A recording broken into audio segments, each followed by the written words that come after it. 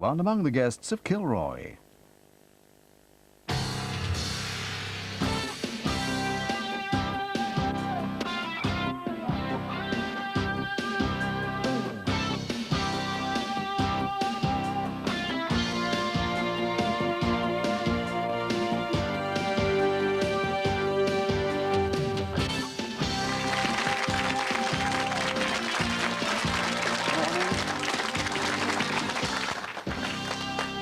Hello and good morning. Do you love your mother? Most people do, I suppose. But some people hate their mother with a passion that is terrifying to behold. What could a mother have done to have deserved that? Are you a bad mother, Jessica? I did think so. You thought so? Yeah. Why did you think so? Because I put my children into care. How old are your children? Now they're 10, 9, 6 and 5. They're now 10, 9, 6 and 5. It was 4 years ago. And you put them in care? Sorry, I missed that. It was 4 years ago. 4 years ago. So at that age, when you put them into care, can you remember what ages they were then? 6, 5, 2 and 1. 6, 5, 2 and 1. And what sexes were they? One boy. One He's the boy. eldest. One boy's the eldest. Why did you put them into care? Because I was in a very violent marriage. And what was happening in your marriage? My husband used to go to the pub, get drunk, he'd come home and beat me up. He often beat the kids. And he got locked up in prison for 2 weeks. Myself and the kids were fine. Then he came home. Then he got locked up again and he got out on bail and came back out, beat me up, unconscious. But if you'd been to prison, you'd reported him. No. He'd been to prison for something else. Prison, yes. But did you not want to report him? I've told the police. I told them every time he beat me up, I told them I wanted just to carry on so I could charge him, but nothing ever came of it. So why did you leave your children? Where are the children? Your children are in care. Yeah, in Ireland. But why not take them with you?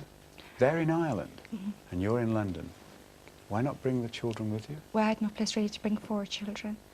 What did you feel when you took all 4 of them, 6 down to a 1-year-old? 1-year-old is presumably well, might be walking, but was it? No, she wasn't walking. She wasn't walking. So she's in your arms.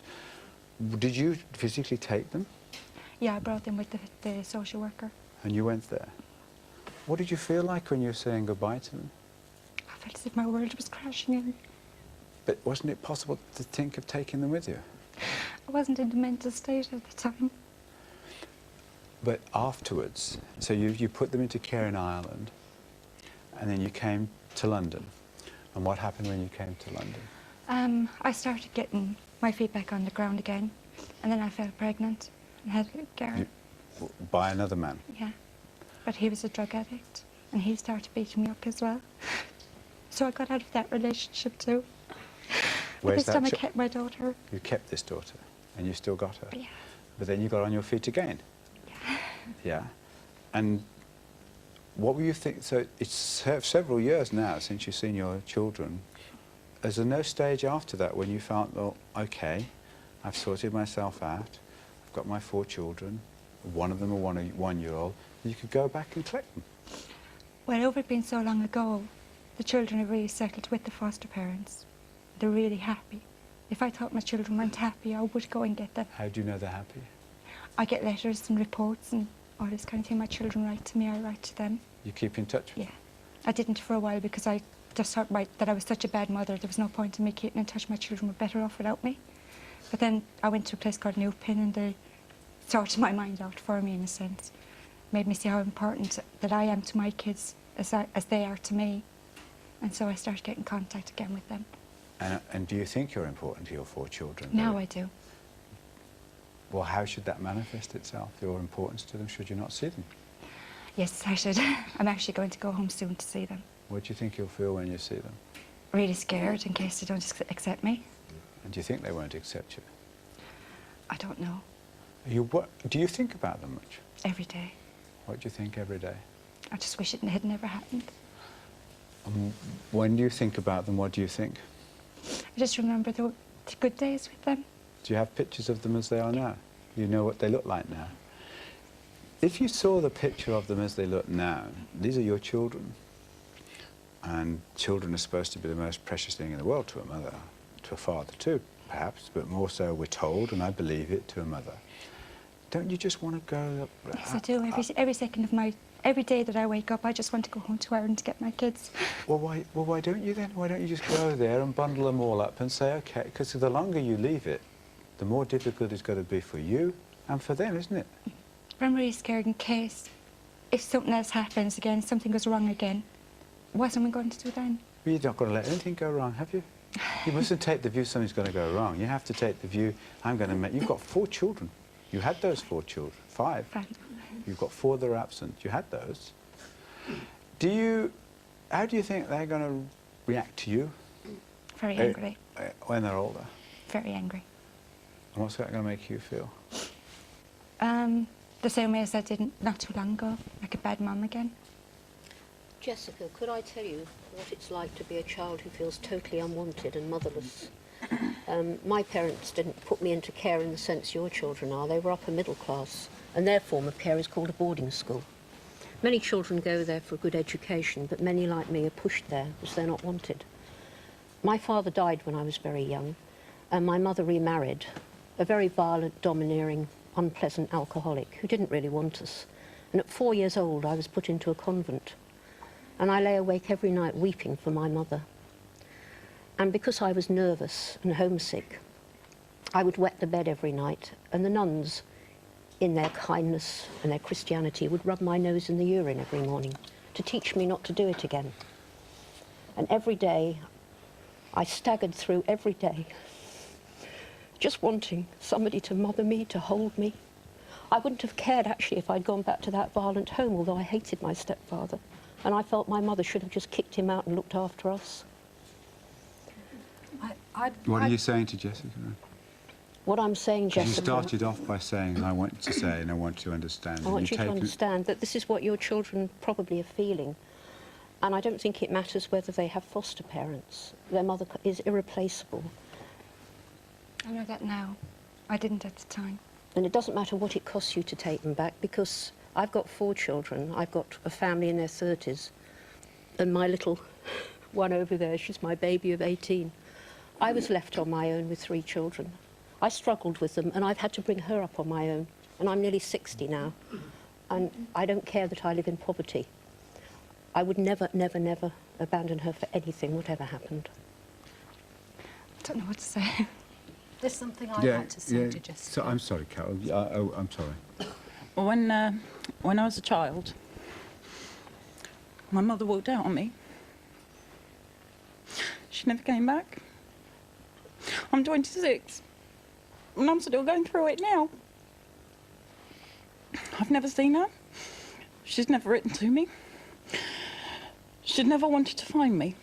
I had the police turn up when I was little, and they turned up with my police and social services all turned up, and we were put into care. It turned out, years later, I found out that my mother walked the streets. She never came back. Don't you feel that you're better off without her, though? No. I mean, I'm 26 now, and I'm still having problems. I've got children, and when my first daughter was born, I did not know how to play with her. I did not know how to cuddle her. I didn't know how to love her, you know, because my mother hadn't loved me. She hadn't cuddled me. She'd done nothing. Jessica? I know the loneliness. This is a cautionary tale. I know the loneliness that it feels like, because my mum left us as well for a year when we were little. But my mum came back and then my dad left. Yeah, no, but the difference between you and me is that you've kept regular contact, you know, you've written to them, you've made them feel that you haven't walked out, you haven't, you know, abandoned them totally. I did at first. Yeah? I did abandon them at first, in a sense, because I didn't keep contact. How long for?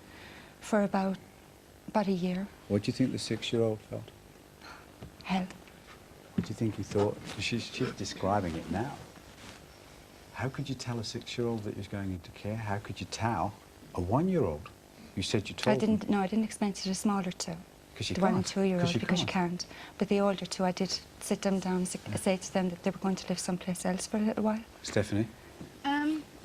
I can sympathise with you because your children must have been... They were obviously living in a very violent environment, so they were seeing what their father was doing to you. So I think this situation is different because what your mother did to you was actual cruelty. Yeah. I think Jessica did the best thing she could in a The best thing is abandoning your children. No. It was a desperate situation. Is it Mary? Situation. Is it Mary? It was Is it the best thing to do? No, But tell no, her. I had a friend. Tell her. I had a friend who walked out on her 4 kids because she had a pub job. She preferred the attention she got in that job to supporting her own kids. She walked out and left her husband with 4 kids. I've never forgiven her for it. It's about I would never. This my friend forgive. here says she would never, whatever poverty. She says she's talking about the daughter up there. Whatever poverty she went through, she would not leave or abandon her kids, whatever level she got to. And you're saying it's understandable. I would never walk out on myself. If I had a violent husband, I would walk, but I would take the child with me. Really? But it's easy for me to sit. It's easy for me to sit and say that. I've only got one little boy. Jessica had nowhere else to go. June? She had to. June? She had to do it. No, I think from even looking at her and what she's been saying, I think she's a wonderful mother. Yeah. And she's done the right thing for her children to take her out of that environment, because that must have been hell.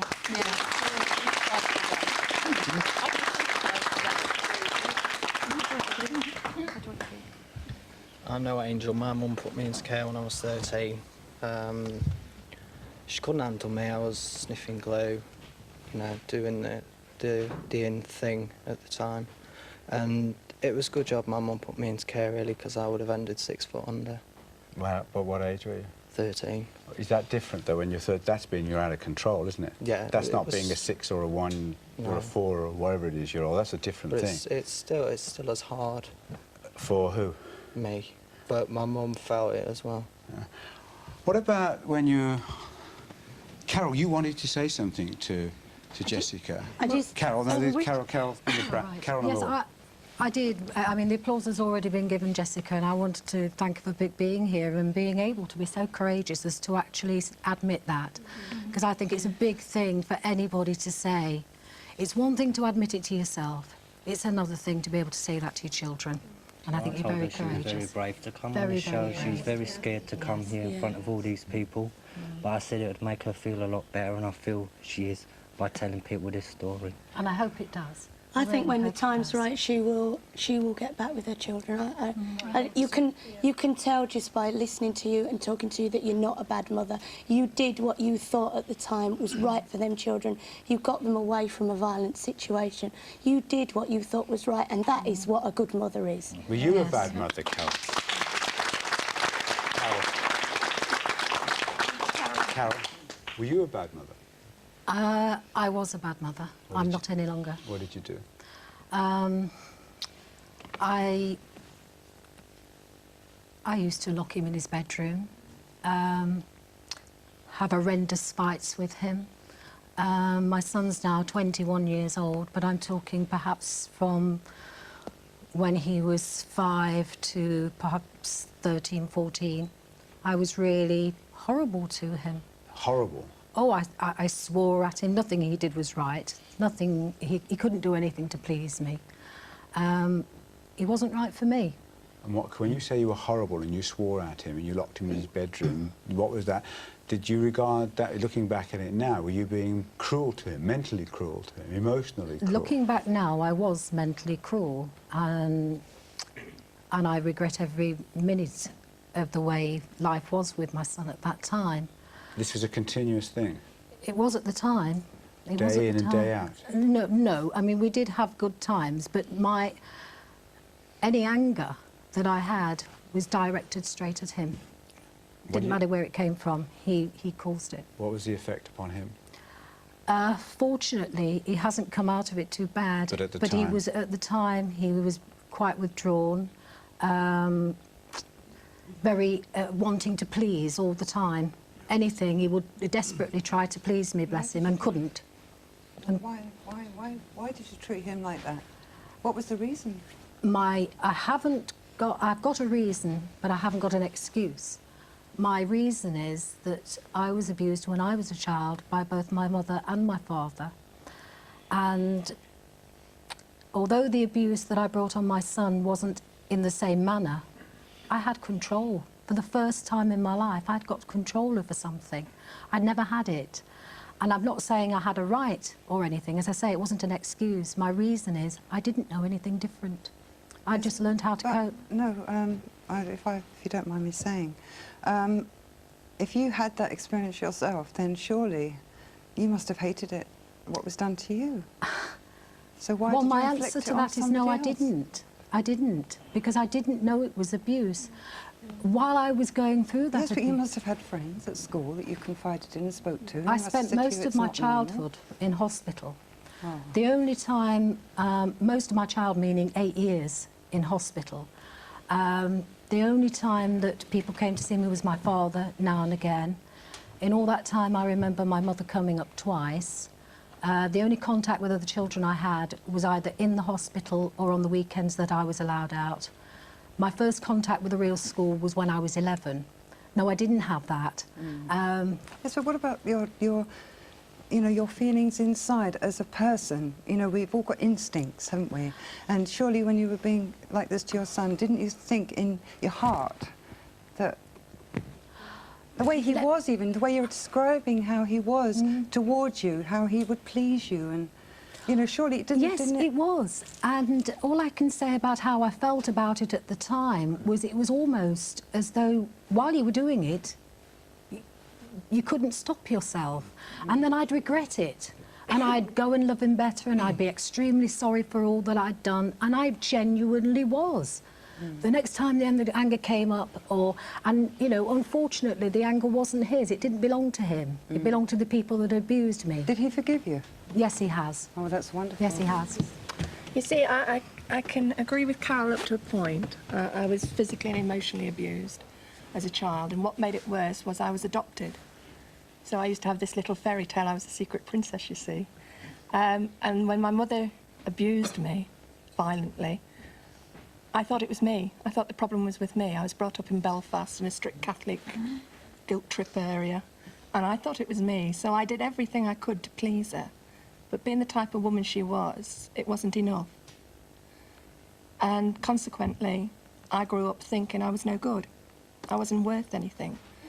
I didn't know what love was because I didn't receive love. I didn't know how to give out love because whatever I felt was inward.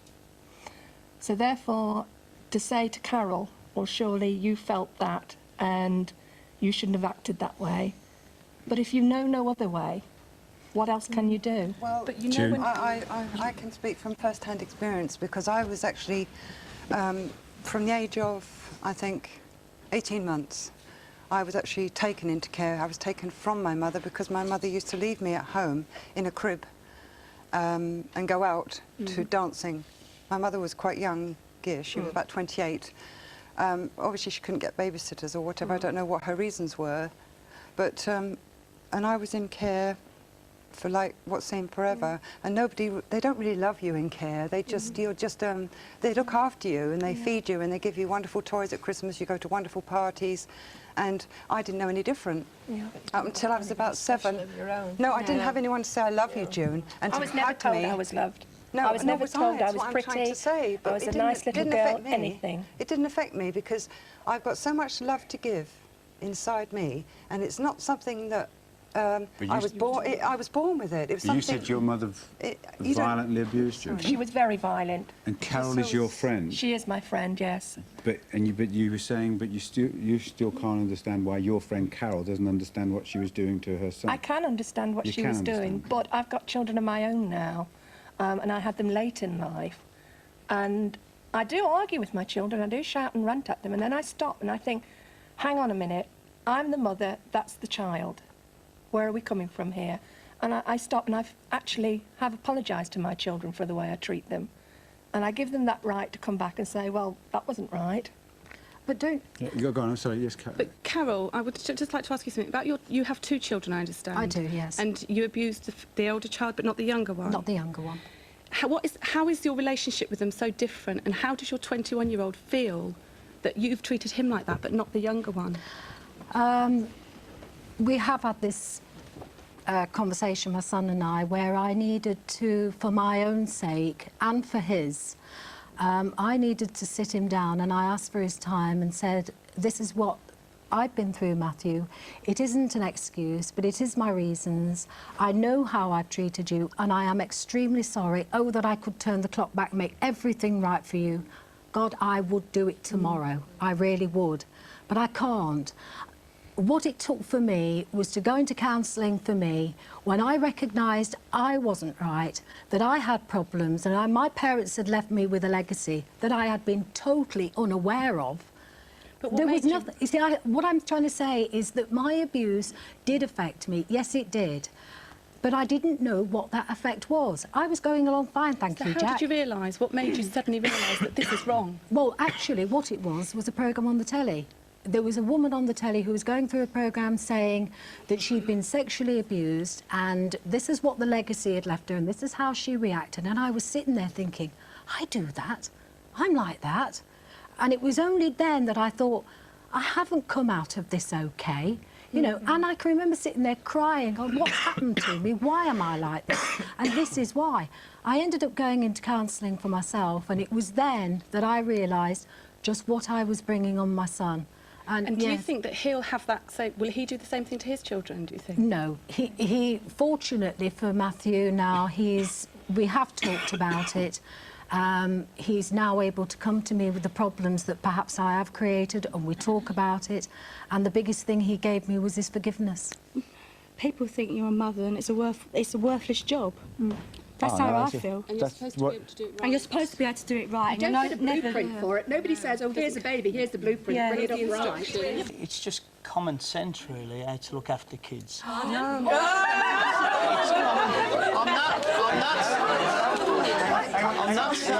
I want Phil to finish. Come on, Phil, go on. I'm not saying that it's common sense and they go up easy. I'm not saying that. But to belt them with pokers or do that, you just don't do it. But you just don't belt them with pokers, or you lock them in cupboards, or you rub the face in urine. You don't do that. I agree what with I mean you is common sense is you don't do that to kids. Well, you give them a smack, you do what you've got to do, you bring them up the best way you can, but you don't do that. Yeah. That's what I meant by common Believe you sense. me, I would have a PhD in common sense if they dished them out. I've been told I would. I'm full of it. Having said that, I have a 3-year-old son. And believe you me, it doesn't matter how much common sense you have, those kids can drive you to distraction. There are times when I could strangle him because I cannot get through to him what I want him to understand, and he cannot express his feelings back to me. We love each other dearly. I'm positive of that, even though he's only 3. But having said that, it is a communication problem which can drive anybody to despair. I know that I have almost killed my son on occasion, and if my husband had not walked in through the door, I'm not sure that he would be alive today and that I would be sat here. So don't tell me it's common sense, because it isn't. I've got a 24-year-old and a 21-year-old. I know. They think they know everything. It's a long time since you were a father of a young child, and I know each stage is different. Rubbish, that is. But you have to... So you forget as you get older. Oh, well, I can remember... You're supposed to get wiser as you get older. You are supposed to. Exactly. But remember that your memory cells do drop off as you get older as well. But I remember the pain of labour, but I don't remember the labour itself. It's just not common sense. June, please, come on. Yes? It's true. I mean, she's talking about a 3-year-old here, and that she can't communicate with him, and she gets really angry and she wants to kill him. He's only 3. I know he's What do only you 3. expect? Do you expect him to have a degree at 3? Of course I don't. What do you want? You know, I am frustrated at myself because I cannot communicate with him. It is me I'm angry with, not my son. Hang on, go on, June. How do you show it to your son? Hang on, please, You don't hit him, or you don't... No, I don't. But she said Well, she wouldn't... You said you want to kill him. She has. You have, you see... Well, you need to How seek help badly? like this lady here.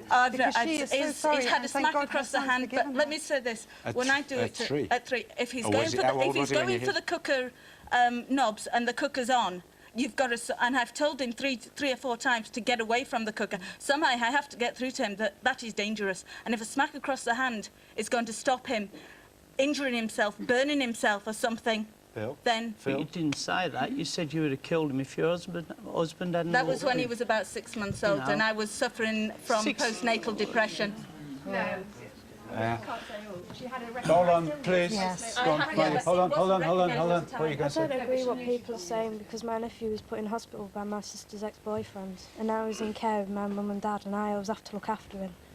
And now my other nephew is living with his mother. She don't care about him. Means she loves him, but if she wants to go out, she goes out. She likes her independence. And I'm always the one who has to stay in and look after him. Why is that? It's because, I mean, Daniel, the one who's living with me and my mum and dad, they go out to work, and if my mum wants my sister to babysit, she wants money for it. And then she says, oh, Sam's there, she can babysit. What does the effect of all this have in later life on you?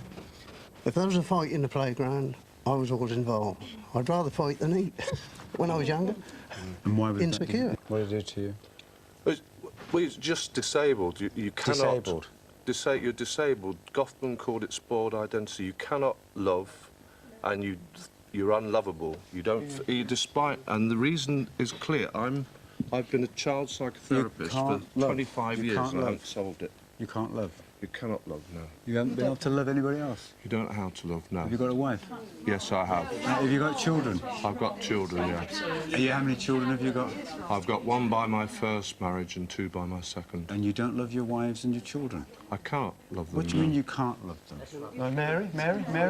Mary? No, I went through that as a kid. My whole upbringing was, I was always treated like the odd one out. I was physically abused, mentally abused.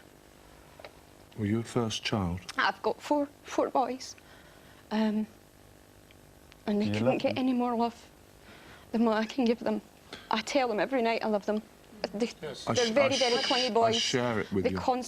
I give them as much love as I could possibly hand out because I never got it. No. I never grew up with any love at all. I can never remember my mother telling me she loved me. I can never remember that. What happens, and I'm speaking personally as well as professionally, because I've been a child psychologist for 25 years, and I'm still trying to understand. Shows you a lot of good they are, isn't it? He knows, doing it? He's a lot of good. I'll do a personality on you in a minute, Kilroy, psychopathic tendencies. But you're frozen. These people who can't understand why a mother or a father's not been mentioned, why they abuse their children, especially the first child, is because you're frozen at the developmental level, emotionally, that you were abused at. And you cannot mother, you cannot father. And I don't know whether other people found it, but I feel like I'm second time round every time. It took me twice to come to Kilroy. 2 marriages. I went to university twice. It's like you have... And people say, well, why didn't you abuse your second child? Well, frankly, you learn from what you did to your first child, and you realise it's wrong. And that's you're speaking with your eyes again. I've never seen my mother. She left me when I was about 4 or 5 months. Now, I've got married, I had 2 kids, and I love them, and I love the people around me. I haven't seen my mother 42 years. I'm looking for her, and I haven't seen her, and I'm still looking. Don't bother me. What's he do to you? No. What's he do to you, Judith? Judith? No. Sorry? What did he do to him? It doesn't do anything to Phil, I don't think. He thinks about her every day. I think about her, and I thinks about her every day. And he doesn't do anything to him. He doesn't do anything to him, but he thinks about her every day, Judith. Yeah, he thinks about her. He never had her in the first place. He often wonders about what she's doing, where she is, how she is, so it's on his what mind. sort of life she's got. It's on my mind. It's on his mind, yeah? You were nodding when Tom was talking about not being able to love. Yeah, I was adopted when I was age 2. The following year, the war started, and my parents had hotels, and they lost the main hotel because it was commandeered by the army. It was my fault that the war started. I was told that from... we've always been trying to find out whose fault it was. I have to... It was entirely my fault. She had a favourite saying, this is what comes of taking waifs and strays into a respectable home. Now, that hurt. I was physically abused by her. If she was in a good mood, she used the smooth side of the hairbrush. If she wasn't, she used the bristles. And I had bruises everywhere except where it showed. My face was never hit, and the tops from there down on my legs, from the knees down, I wasn't hit, but everywhere else I was a mass of bruises. She got breast cancer. That was my fault. My father went into the army when the war started, naturally, and he was invalided out with tuberculosis. That was my fault. I often used to wonder, why had she adopted me? And then I discovered that she hadn't wanted